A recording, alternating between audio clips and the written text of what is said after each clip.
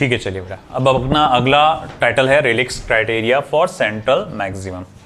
अब इस चीज़ को समझने की कोशिश करिए, बाद में लिखते बैठना आपने। पहले यहाँ से शुरू करते हैं अपन।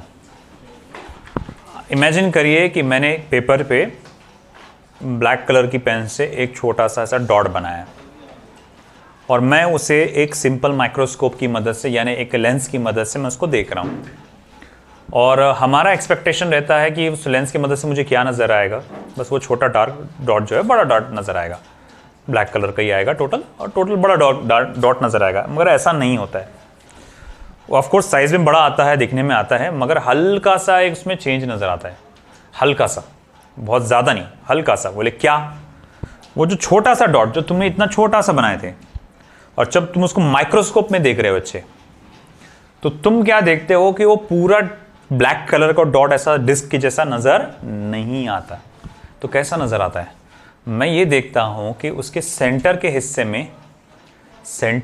में हल्की सी ब्राइटनेस है, हल्की सी। हाँ, मतलब जैसे मान लो कि फॉर एग्जांपल ये कोई ऐसा डार्क पैच है, देखो देखो, जैसे ये नीचे का रीजन तुमको डार्क नज़र आ रहा होगा, और ऊपर का रीजन देखेंगे तुम थोड़ा सा ब्राइट, हल्का थोड़ा सा शेड में कम नज़र आ रहा होगा ना, शेड में। ऐसा नहीं कि पूरा एकदम लाइट नज़र आएगा, ऐसा है ना, वो हल्का सा शेड में डार्कनेस से थोड़ा सा कम है।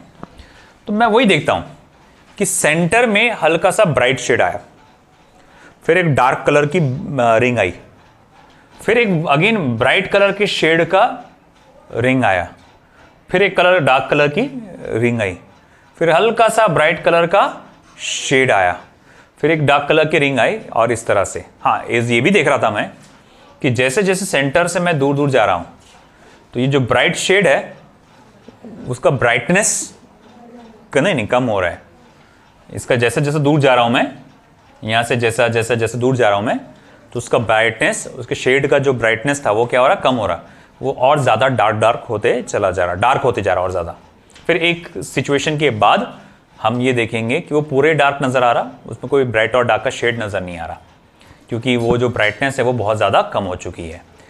तो आप सोच रहे होंगे सर एकदम ऐसा सफ़ेद और काला नज़र आता होगा, तो नहीं, सफ़ेद और काला नज़र नहीं आता हो, बस हल्का, जैसे मैंने आपको बताया ना, ये नीचे तुमको डार्क शेड नज़र आ रहा होगा और ऊपर तुमको यहाँ पे एक ब्राइट शेड नज़र आ रहा होगा, बस वैसे ही कुछ यहाँ पर नज़र आता है।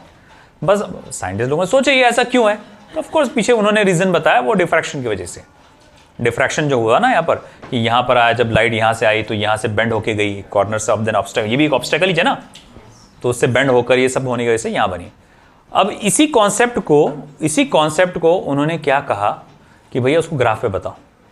तो उन्होंने बोला कि देखो ये सबसे पहले सेंट्रल मैक्सिमम है, सबसे ज़्यादा ब्राइट है ना, ये सेंट्रल मैक्सिमम है, तो इसकी इंटेंसिटी सबसे ज़्यादा।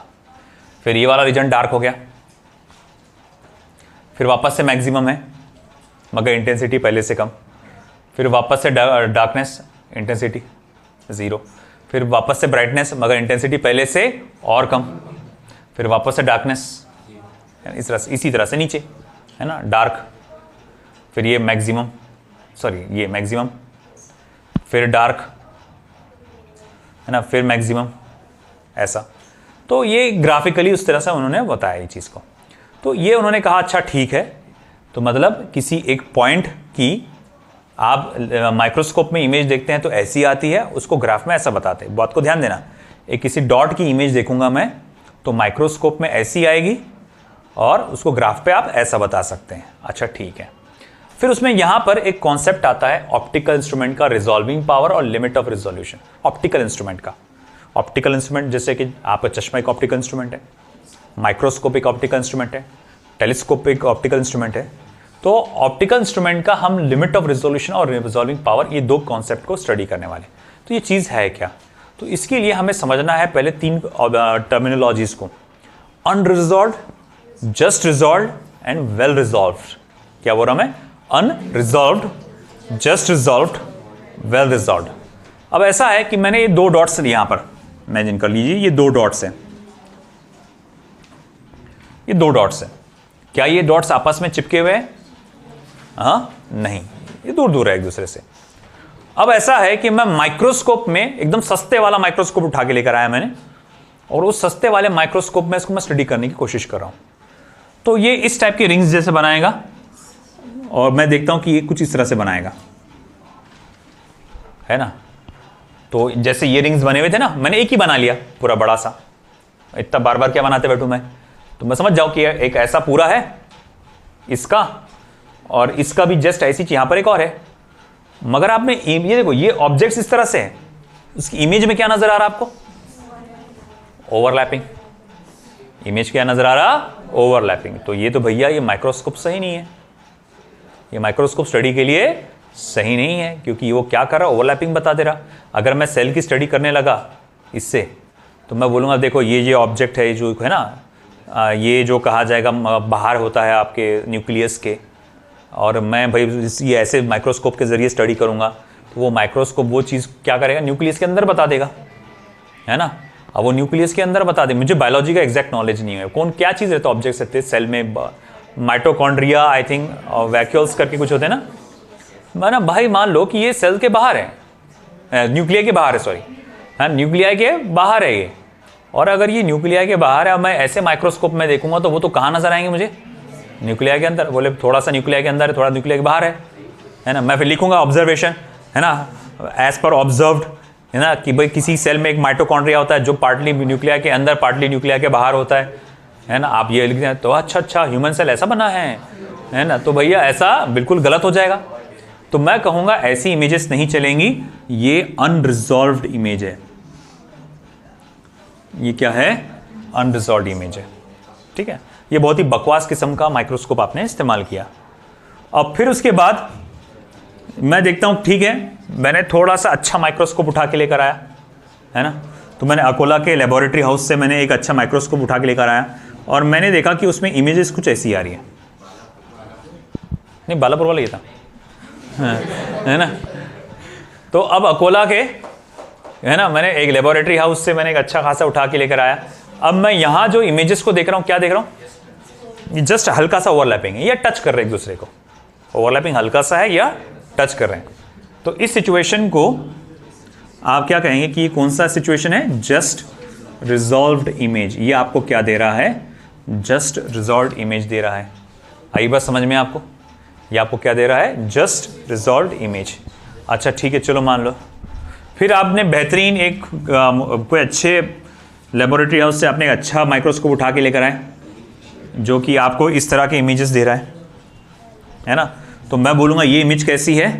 Well resolved image. ये क्या है बेटा? आपके वेल रिजॉल्व्ड इमेज है। ये इमेजेस वेल रिजॉल्व दे रहा है, मतलब ये डिस्टिंक्टली सेपरेट इमेजेस बता रहा है। दो क्लोजली प्लेस्ड ऑब्जेक्ट की इमेजेस एकदम सेपरेट बता रहा है। तो मैं बोलूँगा कि भैया ये क्या है? आपका वेल रिजॉल्व्ड इमेज है। मैं कहूँगा कि इस वाले माइक्रोस्कोप का रिजॉल्विंग पावर, अलग अलग सेपरेट बताने वाला पावर, वो कैसा है? बहुत कम है। और इस वाले माइक्रोस्कोप का रिजॉल्विंग पावर बहुत ज़्यादा है, सबसे ज़्यादा है इन तीनों में कहा जाएगा। ये तीन अलग अलग माइक्रोस्कोप से स्टडी किए थे अपन ने।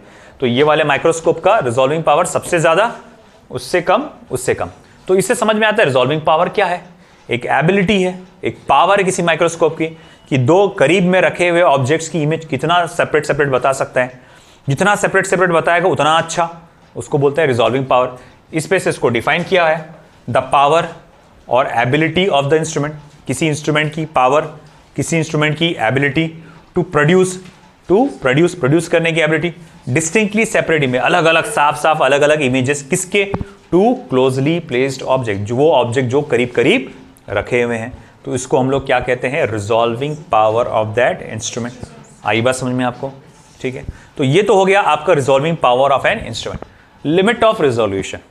अब लिमिट ऑफ रिजोल्यूशन हम लोग ये बोल सकते हैं किसी ऑप्टिकल इंस्ट्रूमेंट की औकात कितनी है ना, यानी कि उसकी लिमिट कितनी है। बोले कैसे समझ में आएगा? तो देखो, मैंने उठा के लाया एक ऑप्टिकल इंस्ट्रूमेंट, मैं देखना चाहता हूं माइक्रोस्कोप की, है ना, लिमिट कितनी है।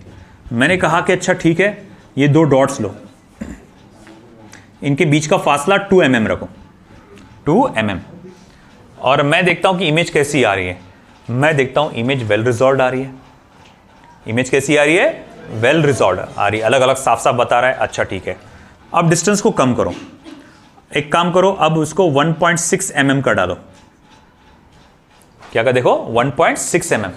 तो मैं देखता हूं अभी भी इमेज वेल रिजॉल्व्ड नजर आ रही है, थोड़ा करीब आ गया मगर इमेज वेल रिजॉल्व्ड नजर आ रही है। मैं बोलूँ और थोड़ा सा कम करो, तो मैंने क्या किया, ऑब्जेक्ट्स के बीच का डिस्टेंस और थोड़ा सा कम कर दिया, 1.4 mm कर डाला, है ना।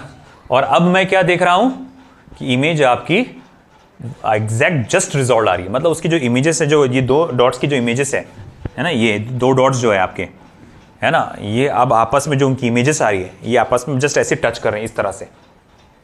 तो मतलब कौन सी इमेज दे रहे हैं ये? Just resolved image. क्या इमेज दे रहे हैं आपको? Just resolved image. तो ये आपको जस्ट रिजॉल्व्ड इमेज दे रहे हैं। अच्छा, ये जो माइक्रोस्कोप मेरे पास था तो उसकी लिमिट क्या थी? 1.4 mm। अगर उससे नीचे करूंगा तो अनरिजॉल्व हो जाएगा, है ना, इमेज क्या हो जाएगा? अनरिजॉल्व। तो मतलब वो आप कम से कम कितना कर सकते हैं? बस 1.4 mm, उससे नीचे नहीं जा सकते। ये इसकी मिनिमम वैल्यू है ना, इसके नीचे नहीं जा सकते। ये बस इतना रिड्यूस, ज़्यादा तो कितना भी करो उतना अच्छा है। तुम 10 mm की दूरी पे रखो ना, वो तो खुला ही बताएगा, और है ना। मगर उसने बोला 1.2 mm, सॉरी 1.4 mm, ये इसकी आखिरी लेवल है, इसकी आखिरी औकात है, इससे ज़्यादा नहीं वो नीचे जा सकता। ये मिनिमम वैल्यू है आपकी। तो देखो, ये मिनिमम डिस्टेंस मैंने मीटर्स, सेंटीमीटर में, सॉरी मिलीमीटर्स में नापा मैंने, क्योंकि डॉट्स नज़दीक थे। तो टेलीस्कोप में जब आप स्टार्स को स्टडी करते हैं टेलीस्कोप की मदद से, तो मैं अगर मान लो टेलीस्कोप की मदद से स्टार को स्टडी कर रहा हूँ, स्टार में भी ऐसी करता है वो गड़बड़। ये स्टार को क्या कर देता है? ऐसा ओवरलैप कर देता है। अगर फालतू का तुम टेलीस्कोप उठा के ला लेंगे अमेजोन से, तो तुम देखेंगे भैया ये इमेज, अरे बोले मैंने नया प्लैनेट डिस्कवर किया, बोले देखो वो प्लैनेट ऐसे शेप का है, बोले, है ना, है ना। अरे भैया ऐसे शेप का नहीं है, तुम्हारे वो प्लैनेट की दो इमेजेस ऐसे आपस में मर्ज हो गई, है ना। तो भैया ये ऐसा है सिचुएशन कि आपका जो टेलीस्कोप है वो भी ऐसी गड़बड़ करता है। अब टेलीस्कोप में क्या है? अब देखो, टेलीस्कोप में अपन बोलेंगे minimum distance between the two objects. अब यहाँ ऑब्जेक्ट कौन है? प्लैनेट्स है। अब ऐसा तो नहीं है कि भाई इस टेलीस्कोप का रिजॉल्विंग पावर नापने के लिए मैं दूसरी गैलेक्सी में जाऊंगा और ये प्लैनेट से ये प्लैनेट के सेंटर तक का टेप पट्टी से डिस्टेंस गिनूंगा, भाई बता रहे कितना डिस्टेंस है, तो ये डिस्टेंस आप कर सकते क्या? नहीं। तो ऐसे मामले में है ना, ये डिस्टेंस को एंगल में नापना पड़ता है ना। तो मैं देखा हूं कि पहले ये स्टार, मैं देखा वो दो स्टार दूर दूर है, मैं एंगल से देखूंगा कितने का एंगल आ रहा, 10 डिग्री का, है ना। इमेज देख रहा हूं मैं, वेल रिजॉल्व। अच्छा, ये दो स्टार और दिख रहे हैं मुझे, कितने का एंगल है? 8 डिग्री का। ये इमेज वेल रिजॉल्व है। ये दो और स्टार दिखे मुझे नजदीक नजदीक, कितने का एंगल आ रहा है इनके बीच में का? 6 डिग्री का। इमेज कैसी आ रही? Just resolve. तो इस टेलीस्कोप का आपका लिमिट ऑफ रिजोल्यूशन क्या है? 6 डिग्री, एंगल में नापा गया। तो आपका जो लिमिट ऑफ रिजोल्यूशन है वो डिस्टेंस में भी नापा जा सकता है और एंगल में। माइक्रोस्कोप के केस में वो डिस्टेंस में, लीनियर डिस्टेंस में नापा जाता है। टेलीस्कोप के केस में क्या करते हैं? एंगल में नापा जाता है। तो देखो, लिमिट ऑफ रिजोल्यूशन को डिफाइन किया गया, द मिनिमम डिस्टेंस लीनियर और angular, the minimum distance linear या फिर angular between two closely placed object, दो क्लोजली प्लेस्ड ऑब्जेक्ट के, which gives you resolved images, जो आपको क्या देंगे? रिजॉल्व्ड इमेज या just resolved images, is called age limit of resolution of that optical instrument. इसको हम लोग क्या कहते हैं? उस ऑप्टिकल इंस्ट्रूमेंट का लिमिट ऑफ रिजोल्यूशन। अब कमाल की बात क्या है, मालूम क्या? रिलेक्स क्राइटेरिया में हमको क्या करना है? हमको पता चला कि इमेज ऐसी रही अनरिजॉल्व, ऐसी रही जस्ट रिजॉल्व, ऐसी रही तो वेल रिजॉल्व। यही चीज बताओ, इमेज बताओ कि अनरिजॉल्व है, इमेज बताओ कि जस्ट रिजॉल्व है, इमेज बताओ कि वेल रिजॉल्व है, मगर इस ग्राफ की मदद से बताओ। हाँ, वो ग्राफ की मदद से बताओ कि इमेज है जस्ट रिजॉल्व, इमेज है अनरिजॉल्व, इसकी मदद से बताओ। और यहां मस्त मजा आता है, क्या प्यारे प्यारे ग्राफ बनते हैं लोगों के, और वो इंपॉर्टेंट है। हाँ, वो इतने जबरदस्त ग्राफ बना, अभी बनाएंगे ना अपन, देख लेना। ये इधर डेफिनेशन हो गए क्या? सभी का डेफिनेशन हो गए? किसी का डेफिनेशन बाकी है? नहीं हुए? नहीं हो गए हैं कि नहीं हुए? लिखो जल्दी, लिखो फास्ट लिखो।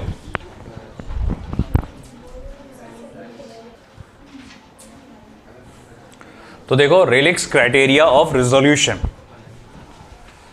जो हम लोग ने रिजोल्यूशन की कॉन्सेप्ट को स्टडी किया कि images unresolved, just resolved, well resolved होती है, तो उसको रेलिक्स क्राइटेरिया के मदद से हमको समझाना है। कैसे बताएंगे? देखो, जैसे मान लो कि अगर कोई इमेज अनरिजॉल्व है तो उसे ग्राफिकली कैसे बताएंगे? ध्यान देना भाई सब लोग ने। सबसे पहले तो आपको एक जो ग्राफ बनाए थे आपने अभी थोड़ी देर पहले, वो बनाना है।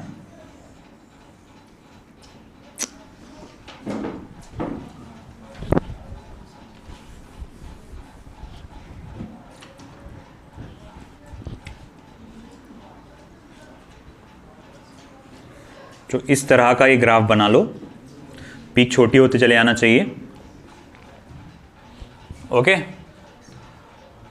ये बना लिए। फिर उसके बाद कैसा, ध्यान दो इधर, थोड़ा सा चिपका के एक डॉटेड लाइन बनाता हूं मैं।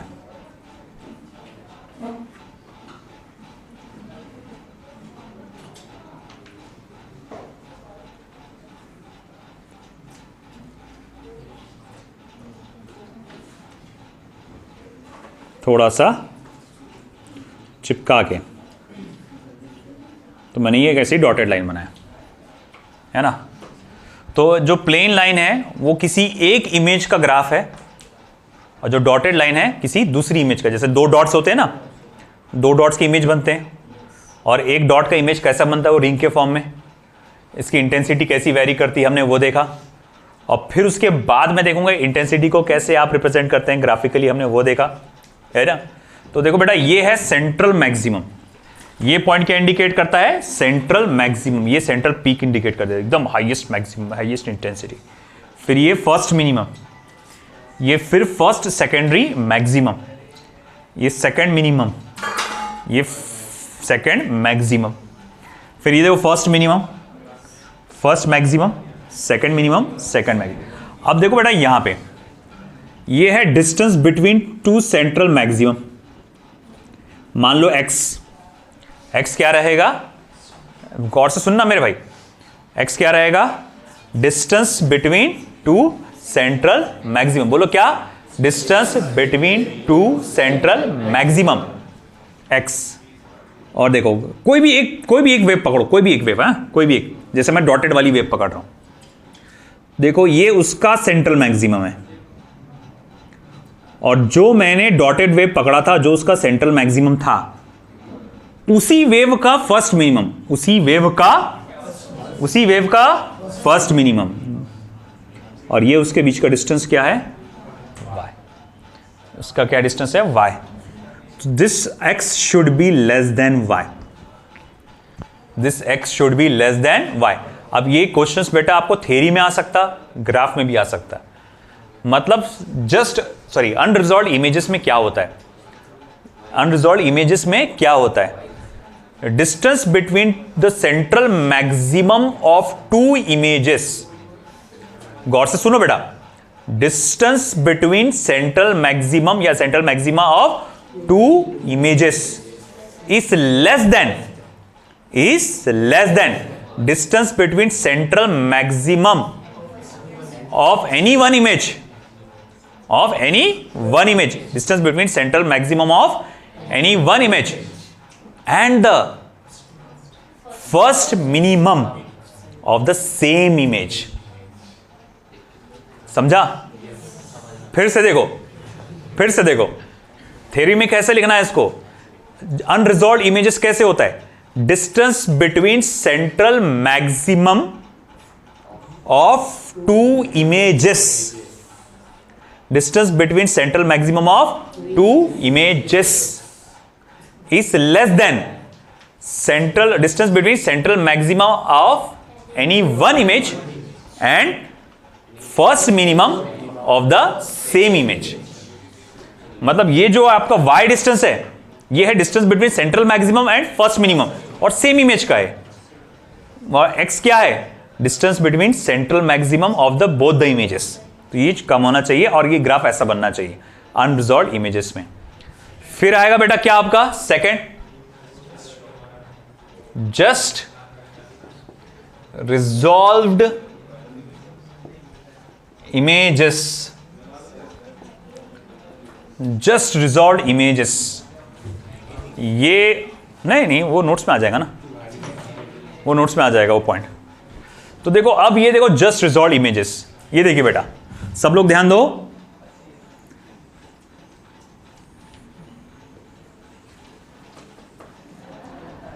रेडी है ना। अब देखो क्या करना, पहले तो यहां से एक डॉटेड लाइन खींच लेना है ना, और यहां से भी एक डॉटेड लाइन खींच लेना। क्यों ऐसा मालूम क्या, इसके एग्जैक्ट ऊपर, या थोड़ी सीधी रखना यार, ये गड़बड़ बहुत होता है, मेरे से भी गड़बड़ होता है, ये सीधी लाइन आना चाहिए। अपन यूँ टेढ़ी बना देते झुका के, जैसे हवा चली कहीं और वो झुक गया, है ना। देखो देखो तुम लोग के बनेंगे, देखना कई लोगों के बनेंगे वो। आप देखो इधर, ये पहले डॉटेड लाइन खींच लेना, इधर से देख लो सीधी लाइन है क्या, ये टेढ़ी थी ना। हाँ अब देखो बेटा, क्या हमको इस बात का ध्यान रखना है कि ये फर्स्ट मिनिमम के एग्जैक्ट ऊपर सेंट्रल मैक्सिमम आए और सेंट्रल मैक्सिमम के एग्जैक्ट नीचे फर्स्ट मिनिमम आए। तो चलो बेटा देखते हैं, कोशिश करते हैं अपन। मैं तो शुरुआत यहीं से करूंगा भाई, मैं नहीं चाहता गलती हो, तो मैं यहां से इसको लेके जा रहा हूं।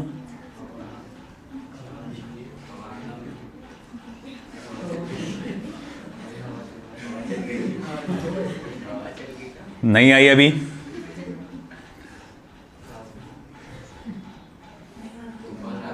नहीं आया नहीं आएगा, क्या आ जाएगा, हवा। Don't disturb. हाँ अब देखिए बेटा, कुछ इस तरह से आना चाहिए, है ना। तो क्या नजर आया आपको, ये थोड़ा सा ये बेंड हो गया,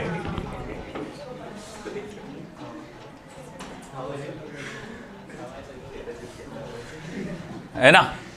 अब देखो बेटा क्या नजर आया यहां पे, ये कुछ ग्राफ ऐसा, ये बहुत बारीकी से बनाना है, ये गड़बड़ कर देंगे नहीं तो। ये हो गया दोनों सेंट्रल मैक्सिमम के बीच में का डिस्टेंस x, दोनों सेंट्रल मैक्सिमम के बीच में का डिस्टेंस x। अब कोई भी एक वेव पकड़ लो, कोई भी एक वेव, बेटा मैं डॉटेड वाली पकड़ता हूं, तो डॉटेड वाली वेव का ये सेंट्रल मैक्सिमम आया और उसी वेव का फर्स्ट मिनिमम आया। जो डॉटेड वाली वेव पकड़ा उसी वेव, ग्राफ का, सॉरी नॉट वेव, ग्राफ का फर्स्ट मिनिमम आया और ये डिस्टेंस क्या आया, y। आप देखेंगे x और y दोनों की वैल्यू कैसी है, सेम है ना। तो अब इसको थ्योरी में मैं कैसे लिखूंगा, if the distance between central maximum of two images is equal to distance between central maximum and first minimum of the same image, then the image is said to be just resolved. If the okay लिख लो, if the distance between central maximum of two, rough में लिखो अभी का, कहीं जगह छोड़ के graph के हिसाब से रफ में लिख लो। if the distance between central maximum of two images, if the distance between central maximum of two images is equal to distance between central maximum, if the distance between central maximum of two images, if the distance between central maximum of two images is equal to central maximum is equal to distance between, हाँ चलता रहा, English में आगे भी डाल सकते हैं वैसे कुछ नहीं, is equal to distance between, is equal to distance between central maximum of any one image, central maximum of any one image and first minimum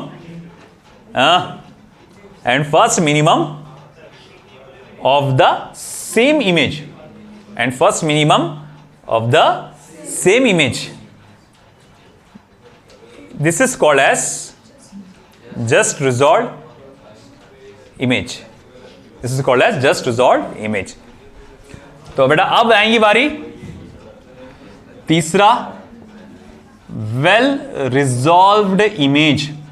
सब लोग बेटा ध्यान दीजिए, वेल रिजॉल्व्ड इमेज, सब लोग बेटा ध्यान दो। ये तो देखो फिर से वैसी एक पिक बना लिया मैंने, हो गया बेटा, ये एक पिक बन चुकी है, एक ग्राफ बन चुका है एक इमेज का। अब आपको थोड़ा सा दूर रख के बनाना है, थोड़ा यहां से शुरुआत करो।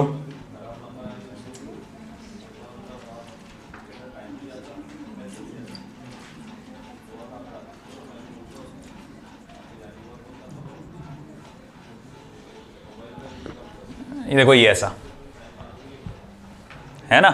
अब ये ग्राफ में थोड़ा सा हम लोग कह सकते हैं कि देखो ये है सेंट्रल मैक्सिमम्स के बीच में का डिस्टेंस x, सेंट्रल मैक्सिमम के बीच में का डिस्टेंस x, और ये है सेंट्रल मैक्सिमम और उसी फर्स्ट में उसका ही फर्स्ट मिनिमम का डिस्टेंस y, और यहां x is greater than y, x is greater than y, तो x is well resolve.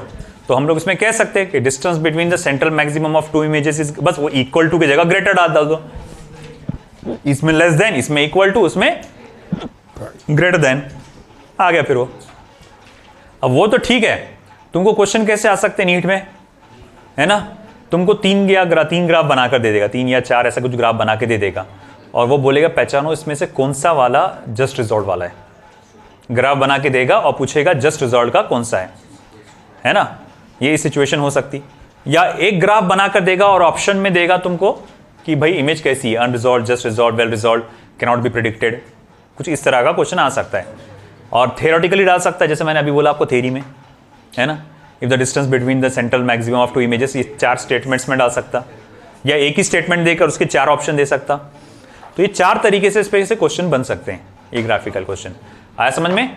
This is called as Rayleigh's criteria. चलो अब जरा ग्राफ चेक करते हैं, है ना, चलो ये लिख लो, बना लो सभी। Resolving power of microscope and telescope कल देखेंगे।